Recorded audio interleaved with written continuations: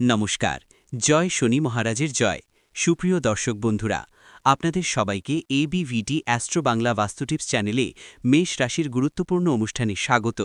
বন্ধুরা, সাবধান, সতর্ক থাকুন। আপনার বাড়িতে এই পিতৃদেবতাদের শাপ পড়ে গেছে। তারা এক জিনিস চাইছে আপনার কাছ থেকে।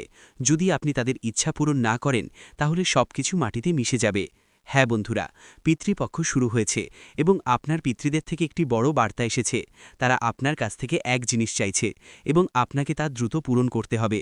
যদি আপনি তাদের ইচ্ছা পূরণ করেন, এই এক জিনিস দেন, তাহলে আপনার পিতৃদের আশীর্বাদ পাবেন এবং স্বর্গের সুখও লাভ করবেন। আপনি যেমন জীবন কাটাবেন এই পৃথিবীতে, তেমনই টাকা পয়সা উপার্জন করবেন, যা সামলানোও কঠিন হবে। জীবনের সব দুঃখ কষ্ট দূর হয়ে যাবে। বিয়ে হচ্ছে না, হবে। সন্তান হচ্ছে না, সন্তান হবে। ব্যবসা বা চাকরি ঠিকমতো যাচ্ছে না, তাতেও উন্নতি হবে। ঋণ আছে, ঋণও মিটিয়ে ফেলবেন। কারণ যখন পিতৃদেবতাদের আশীর্বাদ মেলে, তখন আমাদের পুরো জীবন স্বর্গ থেকেও অসাধারণ হয়ে ওঠে। বন্ধু, তোমাদের ঘরে এই পিতৃদেবতাদের অভিশাপ বহু বছর ধরে লেগে আছে। এখন তুমি কিভাবে বুঝবে তোমার ঘরে পিতৃদেবতারা লেগে আছেন নাকি ক্রুদ্ধ? দেখো, আমি আপনাকে বলি, আমাদের পূর্বপুরুষদের মধ্যে কেউ যদি দুর্ঘটনায় মারা যায়, অর্থাৎ অ্যাক্সিডেন্টে হঠাৎ মারা যায়, সময়ের আগেই আকস্মিক মৃত্যু হয়, আর তারা তখন মোক্ষ পায় না, তাদের গতি হয় না, তখন তাদের আত্মা অর্থাৎ তাদের আত্মাগুলো মাঝে মাঝে আমাদেরকে বিরক্ত করে। কেন বিরক্ত করে?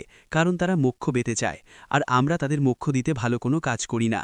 আমরা তাদের জন্য কিছু ভালো কাজ করি না, যেটা তাদের মোক্ষে সাহায্য করবে। মাঝে মাঝে আমাদের তো এইটাও জানা থাকে না, হয় না, যে আমাদের পূর্বপুরুষদের সাথে এমন কিছু ঘটেনি, এবং কখনো কখনো আমাদের কিছু পূর্বপুরুষ যারা ঠিকঠাক মারা যায়, অর্থাৎ স্বাভাবিকভাবে মারা যায়, তাদের সাথেও এমন ঘটনা ঘটে। তো বন্ধুরা, কিছু কাজ আমাদের করতে হয়, যাতে তাদের ভালোভাবে মুক্তি মেলে। আর যদি আমরা কাজ না করি, তাহলে তাদের রাগ আর যন্ত্রণা আমাদেরও ভোগ করতে হয়, আমাদেরও তাদের দুঃখ সহ্য করতে হয়। যেমন আমাদের সম্পত্তিতে অনেক সমস্যা আসবে, বিয়ে হতে অনেক কষ্ট হবে, আর মানুষ টাকা উপার্জনের সমস্যায় পড়বে। টাকার দৌড় কখনো থামে না। সন্তানও ঝিলি থাকে, তাতেও কোনো না কোনো ঝামেলা থাকবে। বন্ধুদের কথা বলছি, ঘরবাড়িতে ঝগড়া তর্ক লেগেই থাকবে। ভাইদের মধ্যে ঝগড়া হবে, বোন আর ভাইয়ের মধ্যে ঝগড়া হবে, স্বামী স্ত্রীর মধ্যে ঝগড়া হবে, মা বাবা বারবার অসুস্থ থাকবেন। এই সব ঘটনা তো সাধারণ ব্যাপার। বুঝে নাও, তোমার পিতৃ আত্মারা তোমার উপর রাগান্বিত। আর আমি জানাই তোমাকে, পিতৃপক্ষ চলছে, আর এই পিতৃপক্ষে তুমি সহজেই তোমার পিতৃ আত্মাদের খুশি করতে পারো, তাদের মুক্তি দিতে পারো। দেখো, অনেকেই বলেন পিতৃপক্ষ মানে যখন একদম নেতিবাচক সময়। এটা একদম ঠিক না। পিতৃপক্ষ আসলে অনেক ভালো একটা সময়। এটা একটা খুব সুন্দর উৎসব হিসেবে ধরা হয়। আমাদের পূর্বপুরুষরা যারা আছেন, তারা তাদের ১৩তম স্থান থেকে যেখানে তারা থাকেন, সেখান থেকে পৃথিবীতে এসে আমাদের বাড়িতে দোয়া দিতে আসেন, আমাদের বাড়িতে আনন্দ ছড়িয়ে দিতে, সুখ বন্টন করতে আসেন, আমাদের আশীর্বাদ দিতে আসেন। আর হ্যাঁ বন্ধু, আমাদের কিছু সাবধানতা মানতেই হয়। ওই সাবধানতাগুলো কি? দেখুন, আমি আপনাকে বলছি।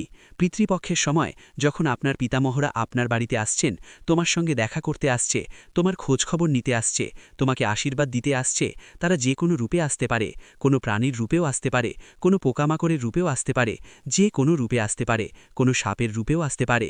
তো তোমার কি করতে হবে? যদি বাড়িতে কোনো প্রাণী চলে আসে, তাকে কোনো ক্ষতি করতে হবে না, তাকে মারতে হবে না, বরং তার সম্মান করতে হবে।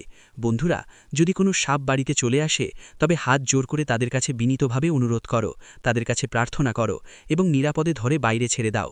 পোকামাকড় বেরিয়ে এলেও ঘাবড়াবেন না, অন্য কোনো প্রাণী এলেও ঘাবড়াবেন না, বাড়িতে কুকুর ঢুকলেও ঘাবড়াবেন না, গরু ঢুকলেও ঘাবড়াবেন না।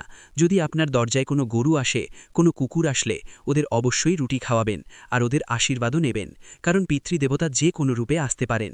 কখনো কখনো পিতৃদেবতা সূর্যের কিরণ বা আলো নিয়ে আমাদের বাড়িতেও আসেন বন্ধু। তাই এমন সময় আমাদের বাড়িতে ঝগড়া করতে হবে না, কলহ করতে হবে না। কারণ পিতা আপনার বাড়িতে এসেছেন, আর বাড়িতে ঝগড়া তাদের আরও বেশি কষ্ট হবে, তাদের আরও বেশি যন্ত্রণার সম্মুখীন হতে হবে। যে তারা বাড়িতে এসেছে আর আপনি ঝগড়া করছেন, এমনটা হওয়া উচিত নয়। বাড়িতে কোনো ঝগড়া চলা উচিত নয়। বাড়ির ছোট ছোট বাচ্চাদের সাথে ভালো ব্যবহার করুন, তাদের খুশি রাখুন। যেই বাড়িতে বাচ্চারা সুখী থাকে, সেই বাড়িতে পিতৃদের অনুগ্রহ অনেক বেশি ভালো থাকে। তো বন্ধু, এটা এমন একটা ব্যাপার যা আপনাকে অবশ্যই খেয়াল রাখতে হবে। এখন আপনার পিতৃরা কি একটা জিনিস চাইছেন, আমি আপনাকে পুরোপুরি বলতে চাই। দেখুন, আমাদের পিতৃদোষ তখন আমাদের উপর পড়ে, আমি আপনাকে বলছি, যখন আমাদের যারা যখন কারো দুর্ঘটনায় মৃত্যু হয় বা হঠাৎ করে কেউ মারা যায় তখন তাদের মুক্তি পাওয়াতে অনেক দেরি হয়, তাই আমরা যখন শ্রাদ্ধের সময় আসবে তখন তাদের মুক্তির জন্য দান পুণ্য করা উচিত। হ্যাঁ বন্ধুরা, অনেকেই এটা ভাবেই না, কেউ যদি পূর্বপুরুষ মারা যায় তখন তারা জীবন চলতে থাকে, ঠিকমতো করতে পারে না, আর এই অজ্ঞতার ফলে অনেক বড় বড় সমস্যা শুরু হয়, মানুষের পুরো জীবনটাই শেষ হয়ে যেতে পারে, পুরো পরিবারই টুকরো টুকরো হয়ে যায়। বন্ধুরা, টাকা পয়সাও শেষ হতেই হবে, হবে তো হবে, ঋণ হবে আলাদা, সন্তানদের সমস্যা হবে, বিয়েতে সমস্যা হবে, তাহলে কি করব আমি আপনাদের বলি। দেখুন, আমাদের অনেক পূর্বপুরুষ থাকে, শুধু এক দুই প্রজন্মের পূর্বপুরুষই নয়, অনেকেই থাকে। বন্ধুরা, আমাদের অনেক দাদা, পরদাদা, তাদের দাদা এইভাবে অনেক পূর্বপুরুষ রয়েছেন। তো বন্ধুরা, করণীয় কি? খুব সহজ। আপনাকে একটা কাজ করতে হবে, যখন শ্রাদ্ধর সময় আসবে তখন ভালোভাবে দান পুণ্য করতে হবে, গোশালায় চারা খাওয়াতে হবে, কুকুরকে রুটি খাওয়াতে হবে, মাছদের আটা খাওয়াতে হবে, ওষুধ খাওয়াতে হবে, আর যদি কেউ কোনো অসুস্থ গরু বা পশু দেখে তো তার সাহায্য করতে হবে, ওর চিকিৎসা করাতে হবে, আর সাথে দান, ঈশ্বরের কাজ করতে হবে, কোনো দরিদ্র মানুষকে খাবার খাওয়াতে হবে। দেখো, বাড়িতে ভালো করে রান্না করে দরিদ্রদের মধ্যে ভাগ করে দাও, এত তো করতেই পারোই। যখন তুমি এমন করবা তখন তোমার পিতৃপুরুষের আত্মাকে শান্তি ও পুণ্য লাভ হবে। তুমি যখন তোমার পিতার নাম নিয়ে এসব করবা তখন ওরা অনেক পুণ্য পাবে। তুমি বন্ধু ব্রাহ্মণদেরও ভোজন করিয়ে দাও, তোমার বোন বাচ্চাদেরও। হ্যাঁ, ঠিকই শুনেছ, তোমার যেসব বোন আর মেয়েরা আছে, যারা বাড়ির বেটি আছে, ওদের ডাকাও, ওদের বাড়িতে ডেকো আর ওদের খাওয়াও। এভাবে করলে তোমার পিতৃপুরুষদের বোঝা কমে যাবে, আর ওরা ঈশ্বরের আশীর্বাদ পাবে, আর ওদের কর্ম ভালো হবে, যাতে ওরা মুক্তি পায়। ওরা মুক্তি পেলে ওরা পুণ্য পাবেন, তখন তোমার উপর পিতৃপুরুষদের রাগ দূর হবে আর দয়া থাকবে। তাই এই কাজ তোমাকে অবশ্যই করতে হবে। তোমার পিতৃপুরুষরা শুধু তোমার কাছে এটাই চাইছে যে শ্রাদ্ধের দিনে ভালো দান পুণ্য করো, তর্পণ করো, কুকুরটাকেও খাবার খাওয়ান, গরুকে খাবার দিন, গরিবদের খাবার খাওয়ান। এটা তোমাকে অবশ্যই করতে হবে। বন্ধুদের, ধরা যাক তোমার দাদু এখন তোমার সঙ্গে নেই, বুঝেছ?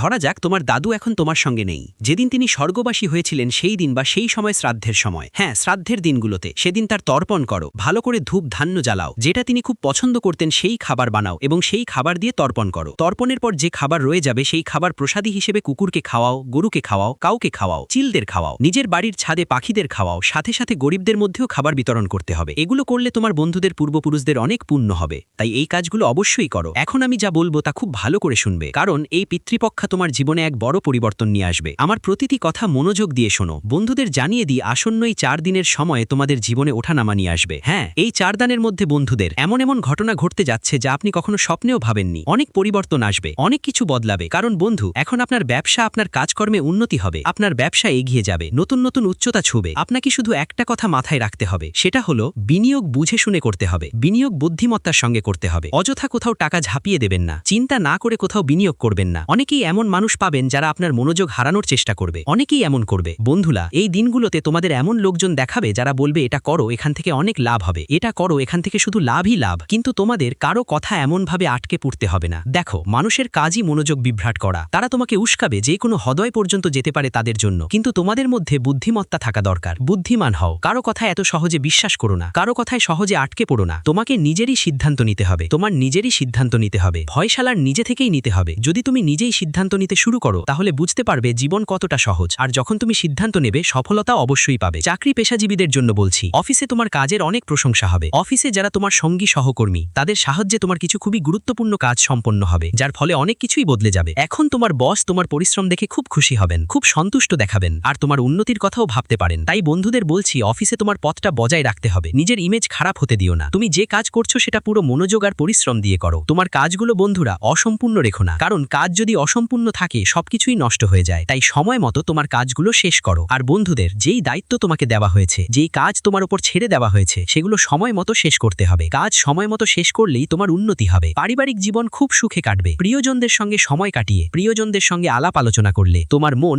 অনেক খুশি হবে, তোমার মন অনেক প্রফুল্ল থাকবে। সব চিন্তা চেতনা থেকে মুক্তি পাওয়ার সম্ভাবনা আছে। তবে একটা কথা বলতে চাই, যখন তোমরা নিজের মানুষদের সাথে কথা বলবে তখন তোমার অহংকার আর গর্ব একটু পাশে রাখো। হ্যাঁ বন্ধু, নিজের মানুষদের সাথে কথা বলার সময় অনেক ধৈর্য ধরতে হবে, অনেক শান্ত থাকা দরকার, একদম গরম মাথা হওয়া যাবে না, না হলে বন্ধু বান্ধবের সাথে সুন্দর সম্পর্কও খারাপ হয়ে যেতে পারে। পাশাপাশি বলি, যদি বৈবাহিক জীবনে কোনো মনোমালিন্য চলছে, যদি বৈবাহিক জীবনে সুখ না থাকে, কোনো ছোটখাট ব্যাপারে ঝগড়া হয়, কিছু বিষয় নিয়ে ঝগড়া ঝামেলাও চললেও পরবর্তী 4 থেকে 6 দিনের মধ্যে আপনার বৈবাহিক জীবন অনেক সুখী হয়ে উঠবে। হ্যাঁ বন্ধুরা, স্বামী স্ত্রীর মধ্যে সম্পর্ক অনেক ভালো হবে, আপনারা একে অপরকে অনেক ভালোভাবে বুঝতে পারবেন, একে অপরকে অনেক ভালোভাবে বুঝতে পারবেন, অপরের সঙ্গে ঠিকভাবে কথা বলতে পারবেন এবং সঠিক সিদ্ধান্ত নিতে পারবেন। তাই আপনাদের বোঝাপড়া বাড়ানোর দিকে মনোযোগ দিতে হবে, একে অপরের কথা বুঝতে হবে এবং পরিপূর্ণ সম্মান দিতে হবে। আর যারা ছাত্রছাত্রী পড়াশোনা করছেন তাদের জন্য বলবো, সময়টা বেশ ভালো কাটবে। আগামী 4 থেকে 6 দিনের মধ্যে তোমার পড়াশোনায় ভালো ফলাফল আসবে। এই সময় তোমাকে তোমার বন্ধুরা এবং নিজের কেরিয়ার নিয়ে ভাবতে হবে। মাথায় রেখো বন্ধু, তুমি ভবিষ্যতে কি হতে চাও, কি করতে চাও, তোমার কেরিয়ার নিয়ে তোমার শিক্ষক, বাবা মায়ের সাথে আলোচনা করা উচিত, যাতে ভবিষ্যতে তোমার কোনো সমস্যা না হয় এবং তুমি নিজের কেরিয়ার ও ভবিষ্যৎ সম্পর্কে সঠিক সিদ্ধান্ত নিতে পারো। সঠিক সিদ্ধান্ত নিতে পারো আর পথ হারিয়ে না যাও। কারণ অনেক সময় বন্ধু, তুমি কিছু অপরিচিত মানুষের কথা শুনে বলা হয়ে যেতেই অনেক সময় অজানা মানুষের কথায় ভর করে তোমার সিদ্ধান্ত বদলে ফেলো। অনেক সময় তোমার সিদ্ধান্ত বদলে নেওয়ার কারণে পরে অনেক বেশি আফসোস করতে হয়।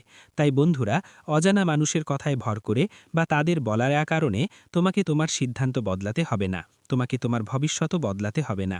একবার তুমি যা সিদ্ধান্ত নিয়েছ, চেষ্টা করো সেই সিদ্ধান্তে অটল থাকতে, সেই সিদ্ধান্তে কাজ করতে।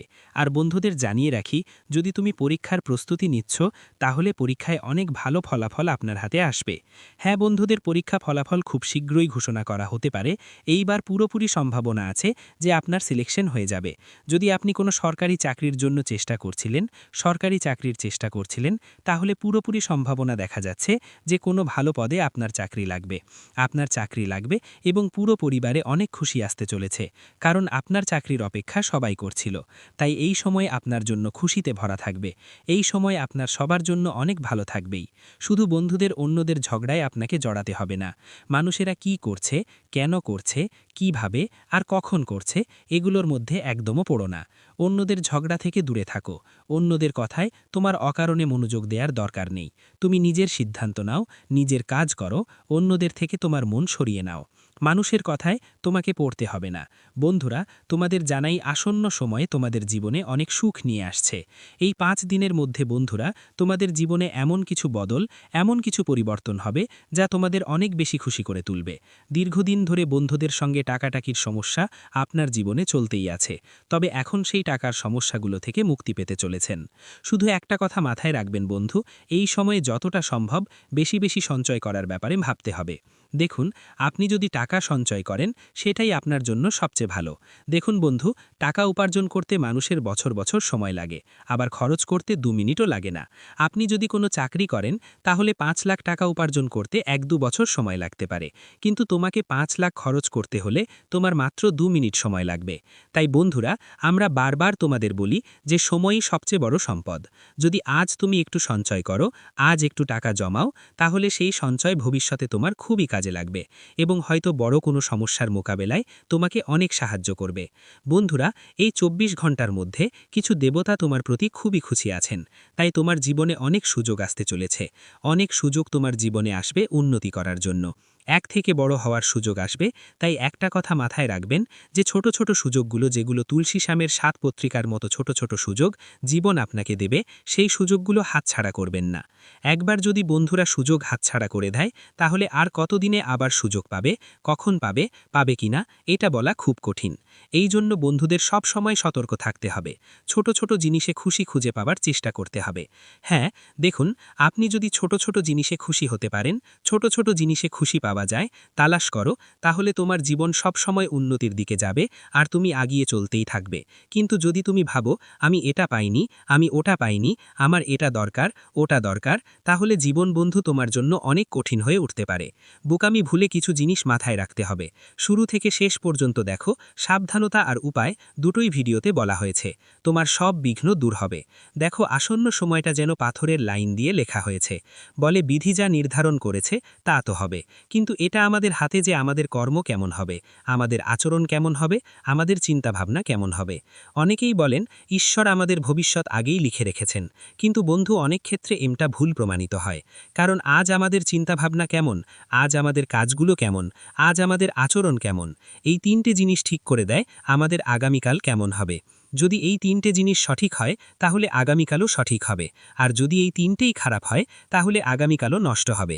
এই ব্যাপারে ভালোভাবে খেয়াল রাখবেন। আগামী 8 দিনের মধ্যে মা বাবার আশীর্বাদের বিশেষ প্রয়োজন আপনার পড়তে চলেছে। কারণ বলে যদি তুমি মায়ের বাবার পায়ের তলায় মাথা নমাও, তাহলে অন্য কারো পায়ের তলায় মাথা নমানোর দরকার পড়বে না। কিন্তু আজকাল যুগ অনেক বদলে যাচ্ছে। ছেলেমেয়েদের মায়ের বাবার প্রতি মমতা কমে আসছে। ভিডিওটি এখানেই শেষ করছি। ভিডিওটি যদি ভালো লেগে থাকে তাহলে অবশ্যই একটি লাইক দিয়ে চ্যানেলটি সাবস্ক্রাইব করে যাবেন এবং কমেন্ট বক্সে জয় শনি মহারাজের জয় লিখতে ভুলবেন না। দেখবেন শনিদেবের কৃপায় আপনারা সবাই ভালো থাকবেন। ধন্যবাদ।